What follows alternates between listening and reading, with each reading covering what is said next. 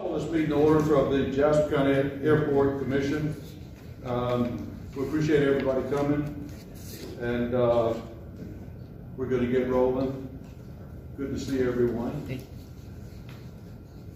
We've got a light audience tonight, so it should go fast. The staff reports. The first thing we'd like to discuss is the fuel flowage report. Mr. Lucas, would you give us a rundown on that? Mr. Chairman, I think we need to read the compliance. Okay, I'm sorry.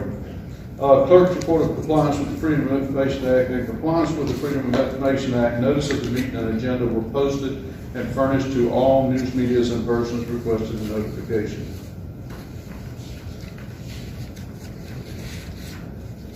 Mr. Lucas, would you like to present the fuel flowage report information? Yes, for the month of April, the breakdown looks like this: 2,326 gallons of aviation gasoline from self-service, 1,140 gallons of aviation gasoline from the truck. So it has a total of 3,466 gallons of aviation gasoline was sold in the month of April 2025. Moving on to jet fuel, the self-serve for the month of April, Jet A is 2,291 gallons. Jet A from the truck, 7,150 gallons. For a total Jet A sales for the month of April of 9,441 gallons. And the total gallonage sold of aviation fuel for the month of April, 12,907 gallons.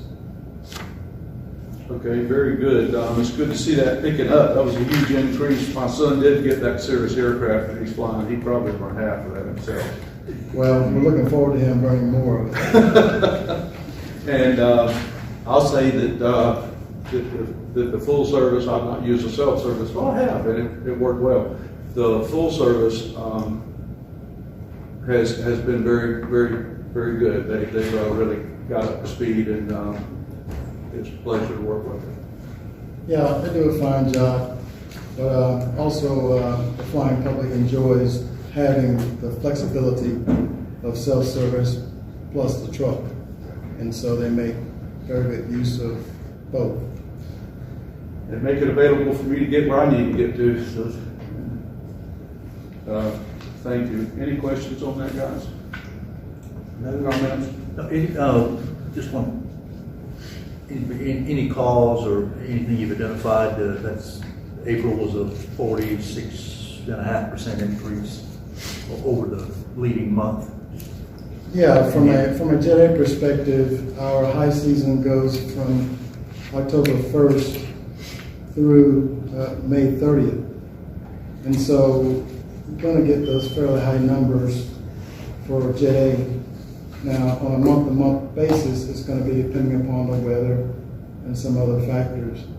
So those numbers are going to drop off substantially.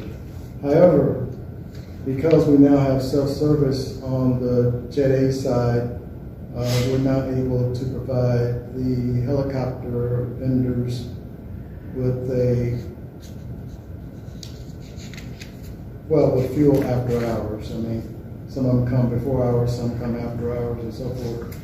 So we expect those numbers to not drop off nearly as quickly as the aircraft or airplane numbers drop off. So once June arrives, you're going to see a precipitous drop on Jet A from the truck, and those will be airplanes that are no longer coming because it's be too hot to play golf. That's it. At some point. That's it. One other question on the fuel. I see that some of these transactions are listed as guest customer, instead of having a name.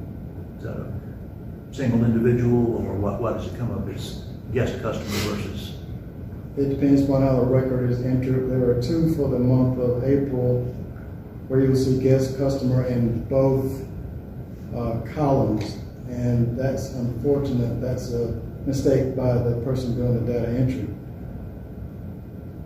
Okay.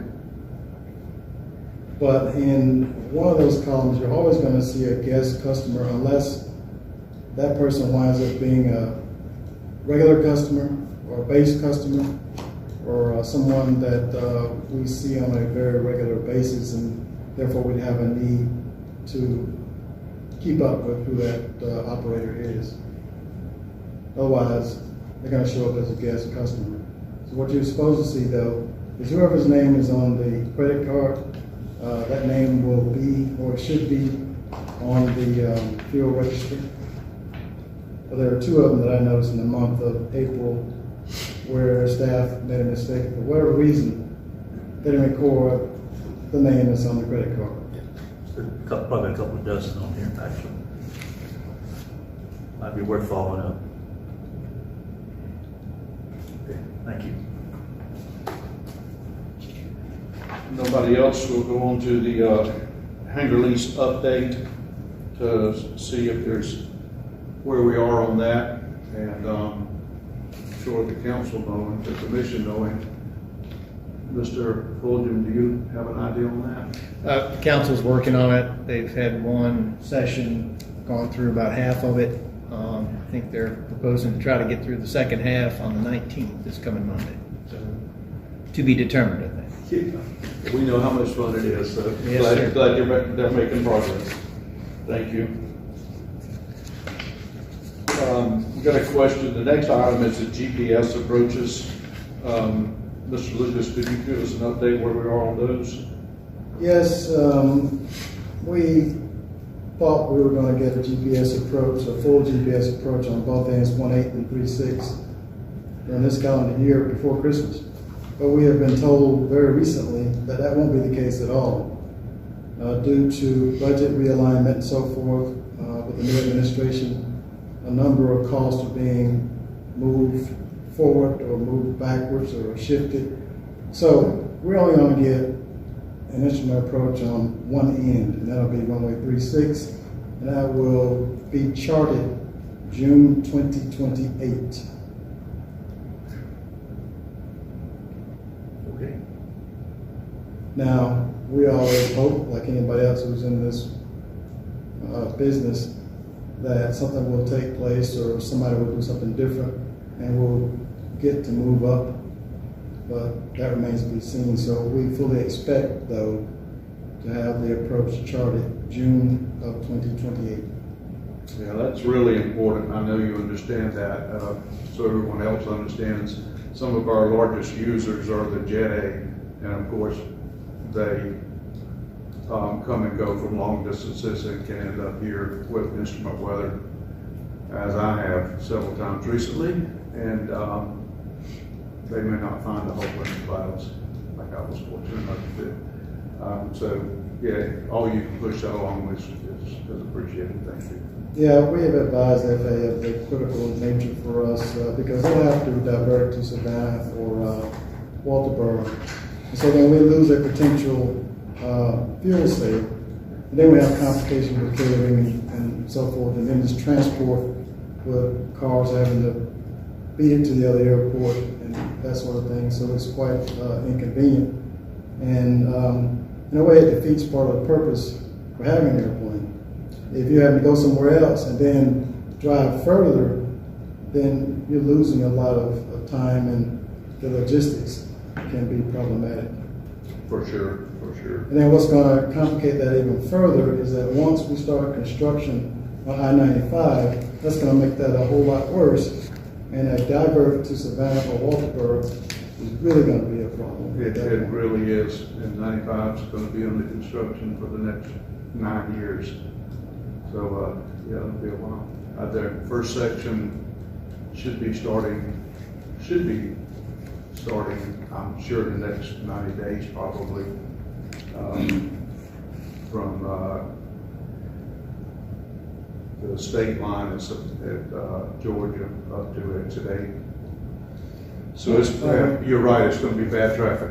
One of the things that we advise flight crews of when we have this conversation, if the weather is going to be iffy, we advise them that the minimum vectoring altitude is actually 1,500 feet, which is fairly high. A lot of guys aren't used to that, and we also advise them that Buford approach and the Savannah approach are very accustomed to working you around, spinning you around, and giving you an 8 or 10 mile final approach. But it's up to the captain as to his comfort level of dropping below the clouds, and of course he understands that he should not cancel until he gets the runway in sight, because if the clouds are low and you cancel, then you could really have a problem. Yep, surely. I ended up in that situation Saturday, coming back from Florida. One quick point or question.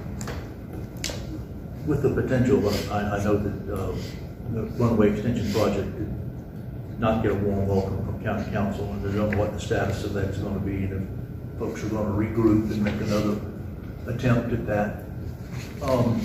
With that in mind, if we put the GPS approach for 1.8 instead of 3.6, then we would we have to change it if we extended the runway to the south? Wouldn't require any changes on an approach that they were shooting for on 1.8, correct? Well, But all that would change if you extended yeah, 3.6. it would have to change, but the approach slope, the way it'll be configured for 3.4, it just will make it better for an approach from 3.4 at this point than 1.8. It'll be a circling approach for 3.4, but still, from a practical standpoint, it'll be better for the, well, it'll just be better. But that is a great point, though. So you're going to win and you're going to lose either way with having a single approach as opposed to two RNAV approaches.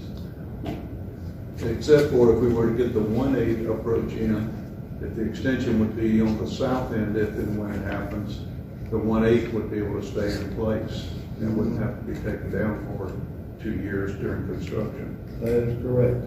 Now, 2 years for construction only assumes that it'll be either a 5,400 foot or a 6,200 foot extension. If there were an extension that were less than that, then it won't be a 2 or 3 year construction period. It'll be much shorter than that. Right. But again, I think if Mr. Fulton, the 1.8 would, in the pilot's sense, would make a lot, because you wouldn't get shut down at all. Even if you were to do a shorter extension on 3.6, it's still going to have to be down. It's going to take at least 8 months for construction, and then it's going to take God knows how many months to get the approach put back in. So you're looking at probably a year about it that we would be without approach again, there again, reducing the amount of revenue to the airport. Something to keep in mind. Yes, sir. Just on that extension, any other comments since that meeting? No, I know just as much as you do about it. Good answer.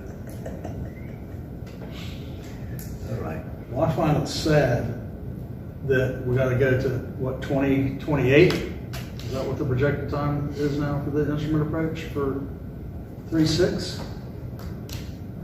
If we would have done it when the airport was constructed, instead of waiting for the airport expansion, we'd probably already have a GPS approach here. And I don't know why we sat there and waited till and you said it, Dan, you wanted to wait till we had the runway survey in and do an expansion when we could have already had it in place. And I think we lost out on that deal. I think we dropped the ball on that. We should have pressed for an approach after the construction was done, and we probably haven't. Well, And that's hindsight. especially when the money's just been reallocated because of the other FAA problems now. Correct. So, anyway, not to be sourpuss about it, I'm just saying. This board came from the Atlanta office. It did. Okay, no further discussion on the approaches. We'll go to fiscal year 25-26 budget request discussion. And Mr. Dean, I'm going to let you lead that off. Okay. Just some clarifying questions, please, Mr. Lucas. We were, a couple of the accounts, if I can find what I did. While you're doing that, a slight correction. The announcement about the instrument approach was not formally made by the Atlanta District Office. It was actually made by one of the gentlemen that works in the whole approach arena. Okay. So it's somebody different than our AIPP. All right. Thank you. Just a little more detail on some of the large items that are in the under maintenance contract. That would be account 2400. Can you give us an idea of what those contracts are? So you have in $85,000. your packet a detailed general ledger report, and it will give you from that general ledger or that line item 2400. It will give you all of the charges starting from July 1st of 2024 up until last week or so. So to answer your question, if you look on page 11, there's a question about maintenance contracts. Right. Okay, so if you look at page number 9, starting on page number 9, you will see a list of vendors who have been paid from the maintenance contract line item, which is 010, which is general fund, and 103, the department, and then the individual line item. So our cleaning service is an example. Our landscaping, Ocean Woods Landscaping, is another example of who gets paid from line item 2400. Our waste management account for the garbage service.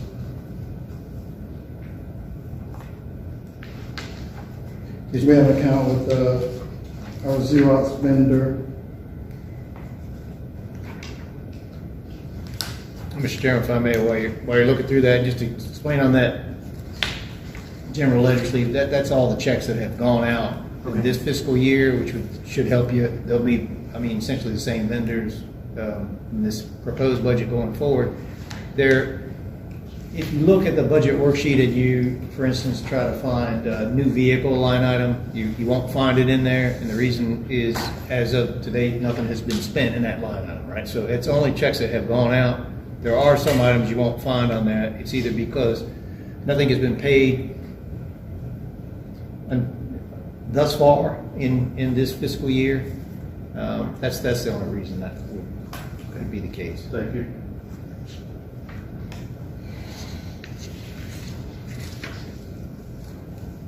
All right, the next item would have been 2405 on the contractual services. I can follow the book here for.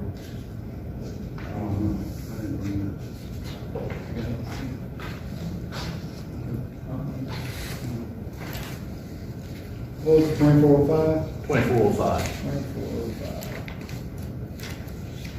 2405. Page 17.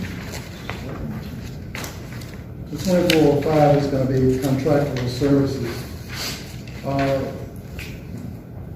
It almost seems like splitting hairs, but the difference between maintenance is, for the most part, maintenance, and contractual services will be those items that are typically other than maintenance. So as an example, the lease that we have on the temporary temporary terminal building, that's an example of a contractual service.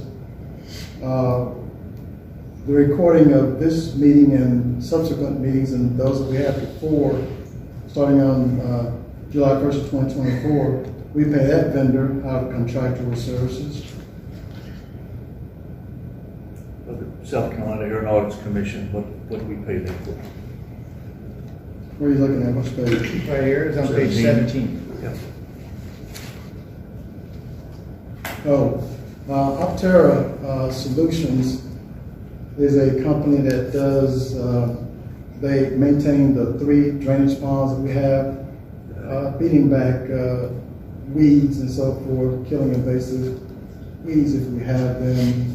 Maintaining the 75, slopes. 25% program, right? Yeah. They pay 75, and you pay 25. We pay 25. So it's a pass-through account through the South Carolina Aeronautics Commission. Got it. So we pay aeronautics and aeronautics pays Optera. Okay. So when you see the circles around the runway lights and the taxiway lights where there's been herbicide applied, that is done by that vendor, Optera.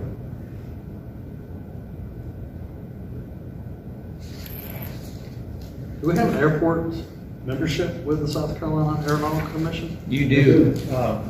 How many members do we have? I think that includes 6 members with that No, membership? sir, I think it's more than that. About 8? I had a conversation with my assistant, Tisha Williams, I think is helping with that. Yeah. I think it's up to 8, which I thought was magical because there are 5 of you, and then there are 3 ex officio members of the airport commission. And so those memberships are currently held by a couple staff members and a few council members who had interest prior to.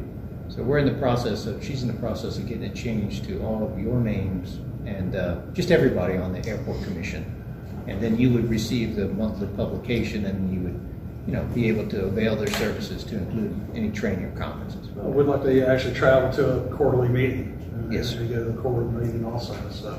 To clarify that, that's the South Carolina Aviation Association. Well, I'm sorry, Aviation Association. We may have said aeronautics in there, which it is not. You're right. Aeronautics Commission is appointed positions by the governor. Yes, sir. Correct. Thank you.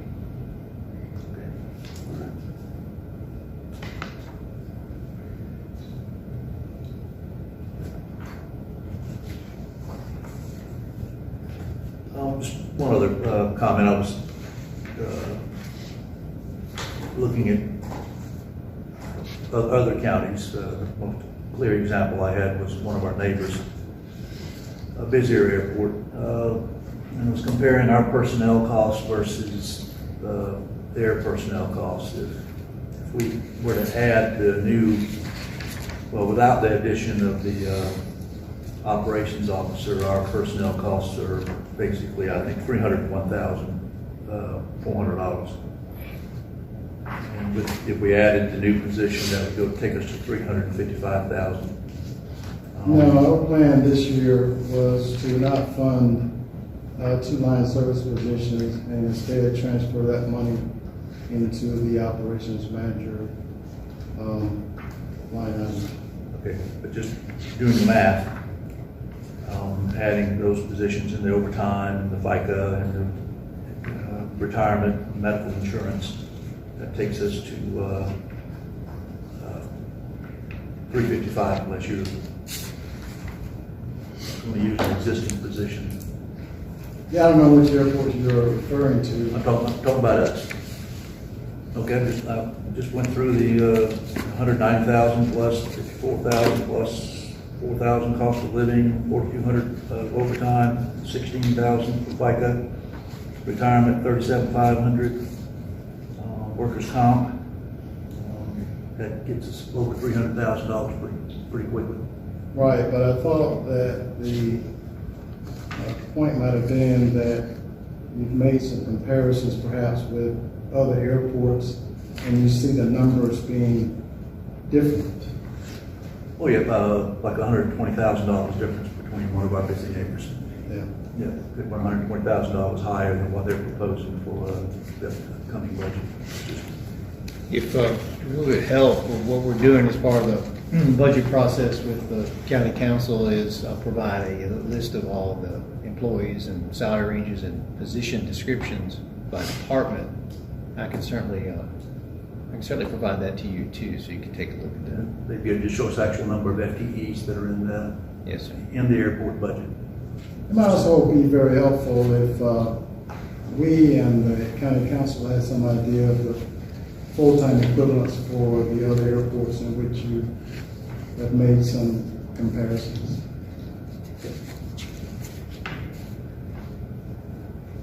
Yeah, this airport we're talking about does probably 4 times the volume of sales that this one does.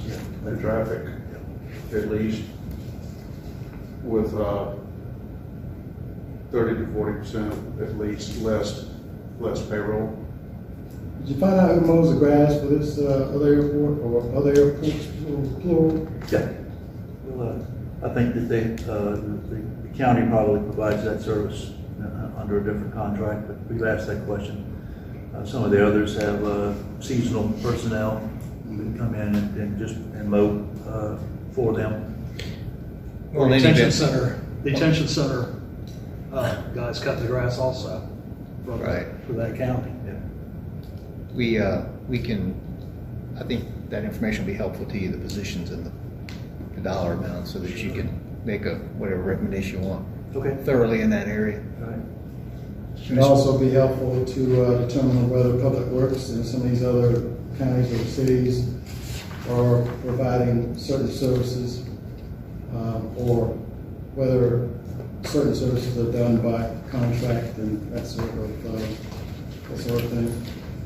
So we can have a meaningful comparison. Yeah, well, I think that that would be great for staff to do. And if you're justifying going back to the taxpayer to say, I need more money for people, or I have a staff that's big, having the backup to show how you stack up against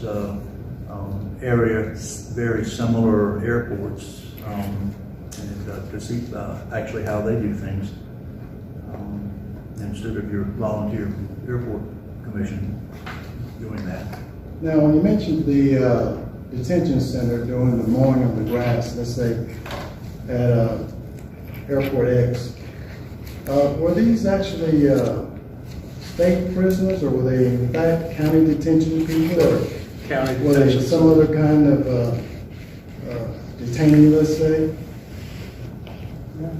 They'd still have work. Community programs. service, did it involve some community service people, or?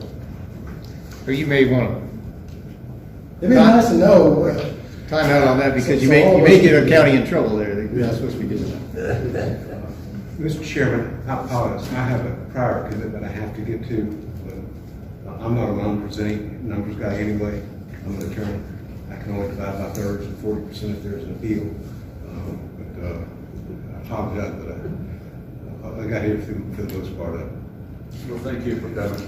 And I will point out that statewide, as county attorneys and local government attorneys, there are a whole host of issues and problems with using inmate labor. Not the least of which is take a look at a contract to use state inmates on a public project, and you think you were getting a 48-month car lease. There's so many clauses and terms in there that you have to work through. Not to say you can't do it, but Good to know. Yes, it's hard. they've been doing it for 23 years is what he told me, so. Anyway, nice evening. Thank you. Thank you. Have a good evening. The only other question would be is that I think our county commission is going to look for a budget recommendation from their airport commission. What would be kind of our drop dead timeline on that, sir? Well, week. hold that thought. I've got one more piece of information I think you might want to take a look at, and that is the proposed fees for the schedule for the county. And they're all included in there, but the airport fees, I believe there's some that are highlighted there that are, I think that the gist is that those are proposed new fees. And so you also want to take a look at that. I don't really want to throw that on for discussion tonight, but that's one of the part of the budget you want to take a look at. And then your question about the budget process in general, staff has just finished up the staff recommended budget this week, and so that's going out to the county council today. And so they'll have their first chance to have a budget workshop after they've received the budget on Monday. Have a workshop at 5 p.m. Monday the 19th. And then they'll entertain doing the first reading of the budget on the 19th. Public hearing and second reading is scheduled for June 2. And final, third reading and final adoption is scheduled for June 16. And I think they're, right now, at least earmarked a possibility of 5 budget workshops in between that time. Wow. So, you know, my answer is always sooner the better. But whatever you present, you can present it directly to them. You can send it to me. I'd be happy to forward it, whatever you prefer. Okay. Thank you. So the first reading is May 19th? Yes, sir. Okay. Have to get the process started. Yep. First reading, okay. Back to the budget and the general ledger. There's other municipalities here that have had a problem with misappropriation and misrecording, and people actually going into the systems and re-recording income and/or not invoicing expenses. What kind of system do we have in place that somebody's checking each of these invoices to make sure that they were actually billed and paid, and also that the services were received that we're paying for? We just have we had a embezzlement back in 2017, and that triggered a whole lot of internal control ramping up. Actually, we had the internal controls in place at the time, but the staff did not follow the internal control. And so we've had several things that have been improved since then. One is positive pay, so there are 2 different the elected treasurer and the finance department up here, both people have to look at it and sign off on the checks, right? And then most robust thing I think we did was a real intense vendor registry, right? So we check into those, because in that particular embezzlement there was a vendor that was created that was not a true vendor. Yeah. Not done too well. Yeah.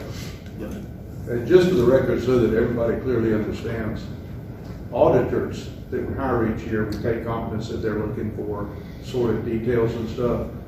Every auditor report that you'll see says that they're not responsible for any of that they're not there doing investigations looking for that. They're just simply working with the information provided to them.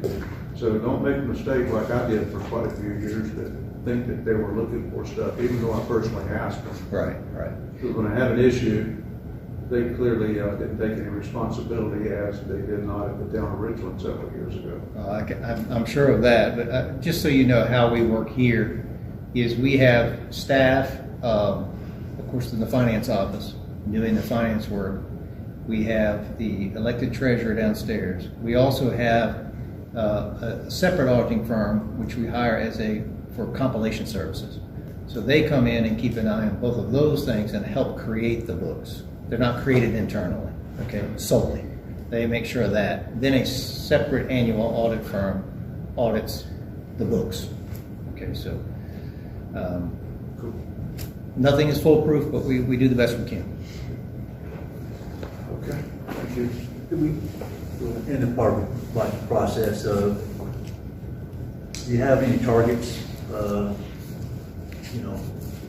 guess call them performance measures or whatever else, when we get to the end of a budget year, that we declare success, or that we need to work in another area? It could be as simple as we hope to raise fuel sales to such and such a target.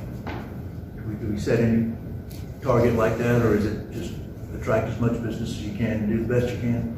I think I'll speak for Mr. Lucas. I think that's it for now, and to try to pay off the debt that we had to match for the grants as fast as possible. We've got a bank loan through South State Bank as part of the match for the state grant, and we are trying our best to pay that down. You'll see in the check register we have a $175,000 payment budgeted towards that, and there's only one in there now because it's not at the end of the year, but we're actually doubling up on that. And so, had some amortization schedule, took us out into the 30s, but we anticipate that we'll be able to have that paid off in 5 years. That the original 1.5? Well, that, I believe that's gone. It's the 2.5 that we had to borrow. Was it 2.5? It has a 100% match for the state grant that came in, the For the 2.5. ramp For the ranch expansion? expansion.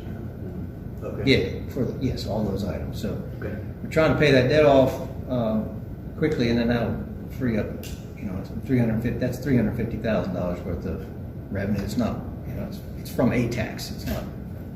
So that's the primary reason that the A-tax money goes in? Yes, sir. To use that to pay the debt? Yes, sir. Very good. That's a very clarifying. That clarifies a lot Yeah, right there. Thank you very much. Right. To answer your question more directly, there is visioning that goes on throughout the fiscal year. So yes, we'd like to increase fuel sales, but of course, that's dependent upon the weather on an annual basis. Sure. It's dependent upon the fact that we don't have an instrument approach and the fact that it will be delayed further and so forth. However, from a macro standpoint, the idea is to build this into a full-service airport. And that takes a lot of time and a lot of effort. Coming from the standpoint, as you can all attest to, we basically have a new airport built on the campus of the old airport by buying additional land and so forth, and just building out a new airport in conjunction with the legacy airport that we had before, which is 76 acres, and now we have about 327 acres.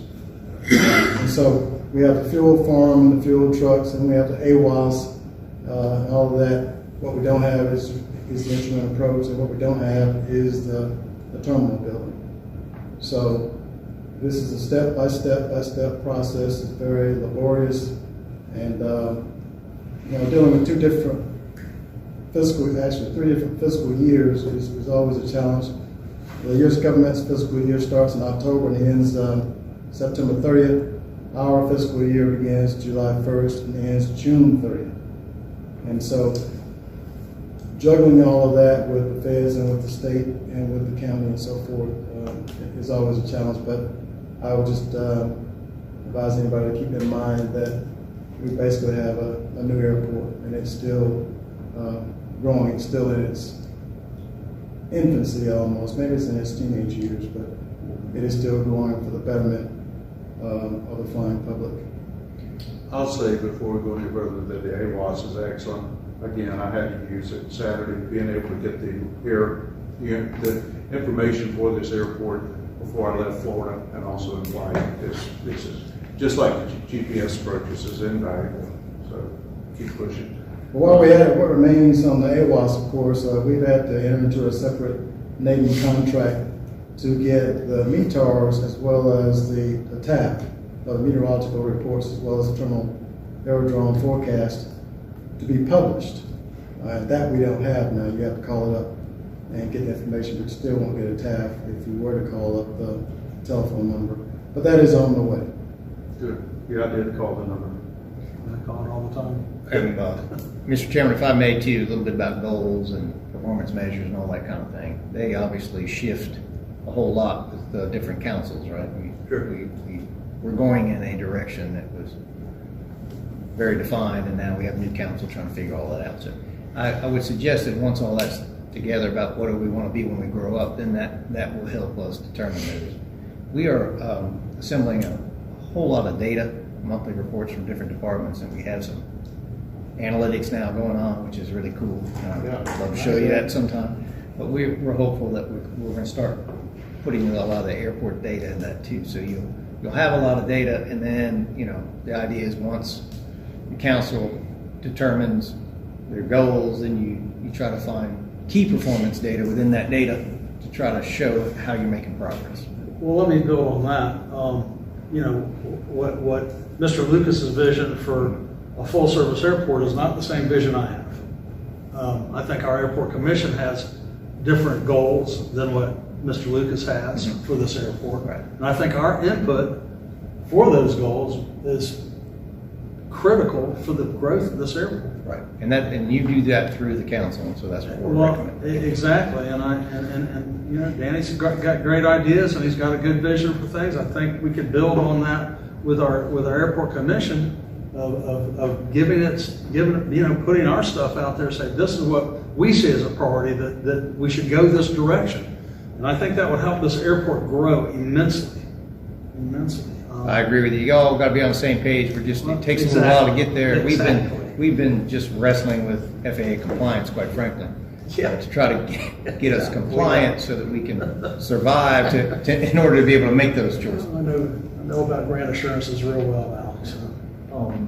Two other quick things. I know that a comparison of, millage rate from one county to the next, how much, say, County X commits in airport support. Is that 1 mil, 2 mil, 3 mils? And how do we stack up against those? Maybe a useful tool for helping us understand what our spending level is based on our the availability of, there are certainly richer counties next door to us, different places, and looking at what their financial commitment from the tax base is, and using millage rate might be a good comparison. Food for thought.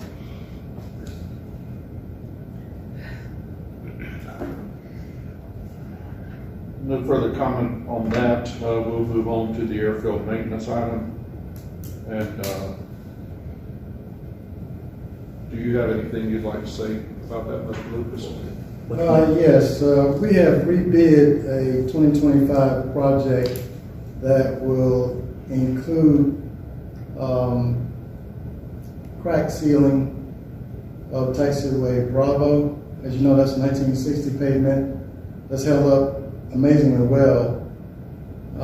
Also, the widening of what I like to call the GOAT Trail, but once it is widened, it'll be consistently 20 feet wide, and then we'll turn it into an actual taxiway with the name of the taxiway. Okay. Then there is the seal coat of ramp Bravo, and then also the seal coat of ramp Charlotte. As you know, there's a lot of loose aggregate, and it won't get any better until it is addressed in the way that we plan to do it. So now it's been rebid for the second time, or it's been rebid, and we hope to get some bidders to come forward to take care of that project for us. So that's all Terminal South Legacy Airport stuff. So putting it out to bid again. Okay. Because we did not receive any bids the first time. Okay. Not one. Yeah, we saw some people out taking some measurements, but we never heard any more. Well, now, to be fair to contractors, since COVID, this would really be a small project for a grading and paving contractor. Yeah, they're going to have the same people that go out there and mill and do work on highways, or runways, to come in and do stuff like, or runways and do stuff like this. So we have put it back out for bid, and we have notified grading and paving contractors in Beaufort, Ridgeland, Savannah, what have you, put them on notice, Bluffton, put them on notice that they might want to take a look at this. More like a parking lot paving company. Yeah. Might be looking for. Okay. Well, there's also 3 hangars that don't have any pavement access to any taxiway that are in the grass. That would be a nice addition. That would be a nice addition to it. You know, when it rains, it's grass, it's wet, it's swampy, it's muddy. You can't get an airplane out through there, so that'd be a nice addition. Might I ask for the airport commission in particular, we'll take a look at the same thing. Sure. But for the airport commission in particular to give the county council an idea of what needs to be done down there. From a drainage perspective, also from a pavement perspective. You mentioned those 3 hangars that, yeah, grass is nice, but as you say, when it rains, then it's a different issue.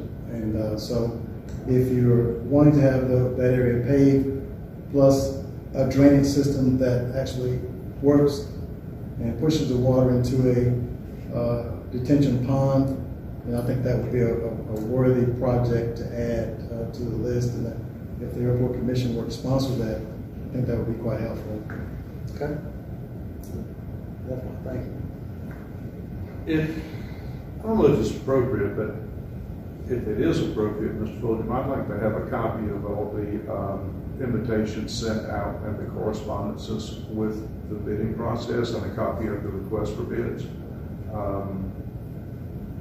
Happens to be an area of my expertise, and it may spawn some thoughts that I can think of somebody that's not on there that maybe I could put a call into as well. You help me remember that? Oh, sure, I got it. Okay.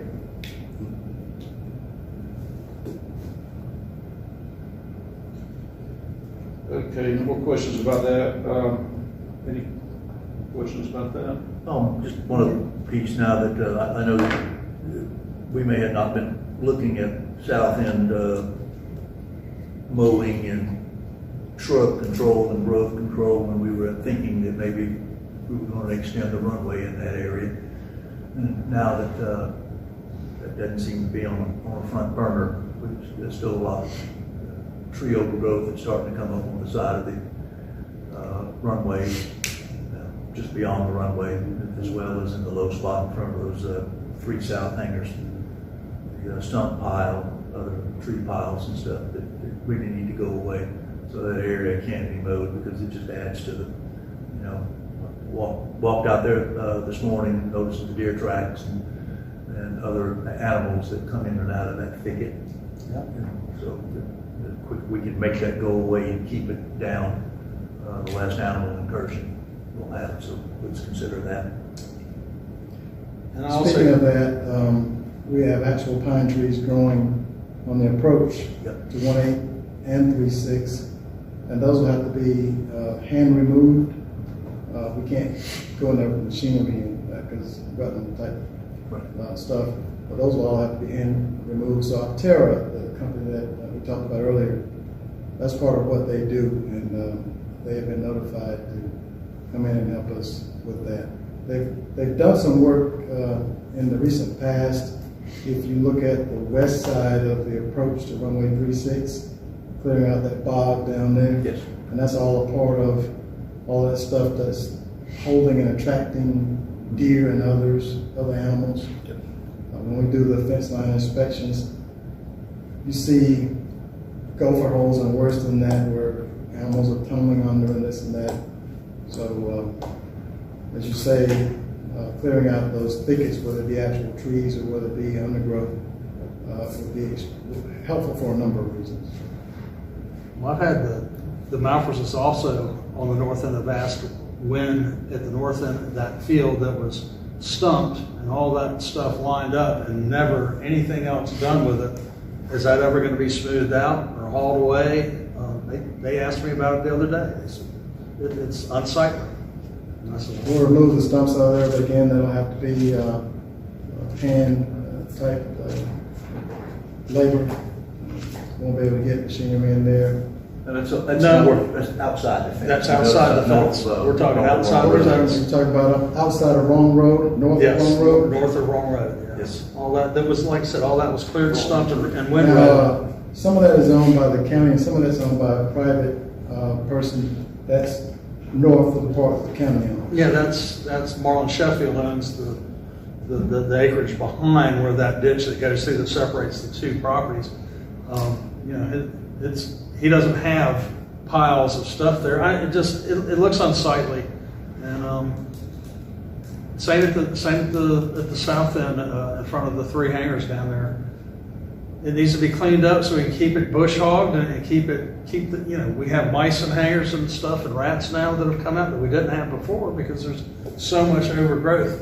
And I don't want to be picking on you, but the bricks and stuff that you're trying to stop the critters at, you put a brick here, I watch them dig a hole over here next to the brick and go underneath of it. So there has to be a better way to do it. I don't know if it's putting fences, tying fence in to bring it down to ground level. I see what you're trying to do. I get it. it's a ton of critters. I mean, it's the Well, there's a way to woods. do it, that is put the fence below ground level. Oh, There are airports that have yeah. problems, especially with feral hogs. I witnessed a situation some years ago where an aircraft ran into a feral hog and the pilot wound up having to eject. But that hog, or those hogs, they just dig under, and it's a constant challenge. Well, it's unsightly. It just doesn't look good, but that's just my take on it. But like I said, the north and south end definitely needs to be cleaned up.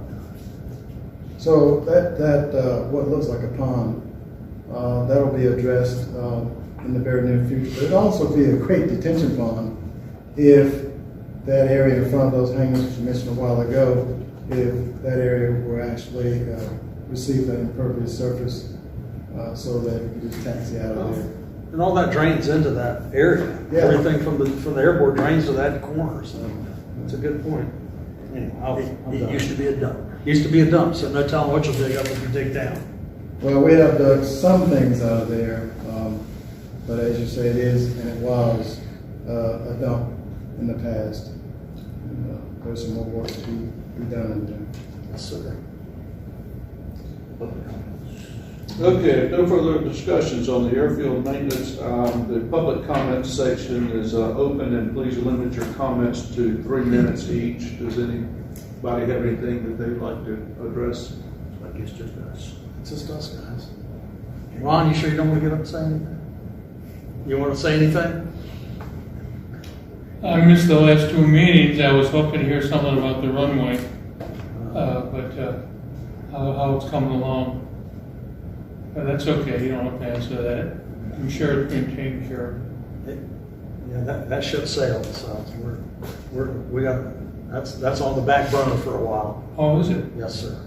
Okay. There you go. All right. All right, commission members, any questions or comments? Sorry, I couldn't find the rest of my bridges for I come. Yeah. Like I said, as a parting comment, one thing I would say, Mr. Chairman, all my years, I feel safe to say that there is not another place on the planet like Jasper County. And I think that as a commission, and Ms. Lucas identified that, we're looking at basically, for all intents and purposes, a new entity. And I think looking at it through the eyesight of a new entity to serve a unique entity like Jasper County, we have to look at it through lenses of how it best fits us. And when I say us, the people of Jasper County. We have to focus on that from a standpoint of, I don't think we can do that with apples and oranges. Because you can't compare Jasper County to any other, even our neighbors, because there's no place like it. So, and we have our most unique and obscure challenges that I think only we can internally resolve. And I think for the commission standpoint, I think that's how we will in a short period of time, have the most dynamic airport this side of Mississippi, sooner or later. At least this side of Savannah River. That's high goal. Well, we are seeing improvements. The fuels reports that took years to get, amazingly enough, are computer generated. In my opinion, could have been gotten a lot sooner, but we are making progress on line with you there. And we've got a new council to work with now, and they have a lot of energy, and hopefully we'll be able to get some of our problems that resolved. The hangar leases is a problem. We represent the county and the county citizens and the tenants on the airport, users of the airport. So we all want that resolved as much as the county does. And we're pushing, and thank goodness they're taking efforts into it earlier in their term to work on that, and we appreciate that. because it needs resolved. It'll solve a lot of rift, when it is resolved. When it is resolved, I'm sure both sides will think it's not fair. That probably means it's close to fair. But speaking for the pilots in the county, so, and it's our responsibility to see that through.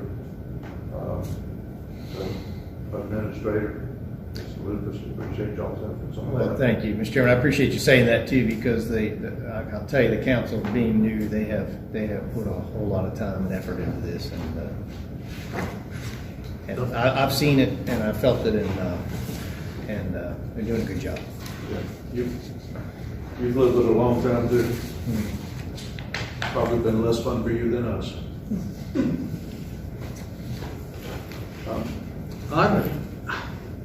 I'd like to revisit on the agenda coming up again for one of our next meetings or two.